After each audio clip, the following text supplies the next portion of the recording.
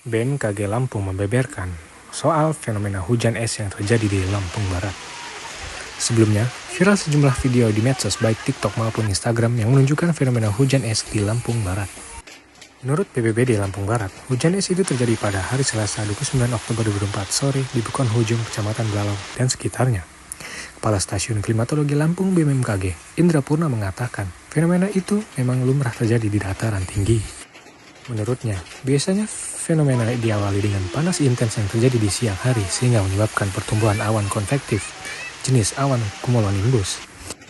Ia menjelaskan, pertumbuhan awan-awan itu membentuk awan mendung berwarna hitam pekat rendah yang di dalamnya terdapat butiran es. Karena Lampung Barat termasuk dataran tinggi, jadi jatuhnya butiran es itu masih dalam bentuk es dan tidak sempat mencair menjadi air. Biasanya bentuk hujan cair menjadi air itu ketika sampai di wilayah-wilayah yang merupakan dataran rendah. Kendati begitu, Indra memastikan hujan es di kabupaten bertajuk Negeri di Atas Awan itu tidak memberikan dampak buruk untuk masyarakat. Sebab ia menilai, fenomena itu wajar dan butiran es yang jatuh masih merupakan butiran yang berukuran kecil.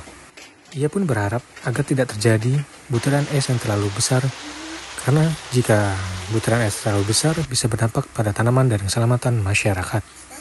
Dalam hal ini, ia mengimbau masyarakat Lampung Barat untuk terus waspada karena masih ada potensi terjadinya hujan es kembali. Ya, jadi fenomena itu biasanya memang terjadi di dataran tinggi ya. Dataran tinggi. Jadi penyebabnya itu adalah biasanya didahului dengan panas yang intens atau panas pada siang hari. Nah, jadi panas yang intens itu menyebabkan pertumbuhan awan-awan konvektif termasuk awan cumulonimbus.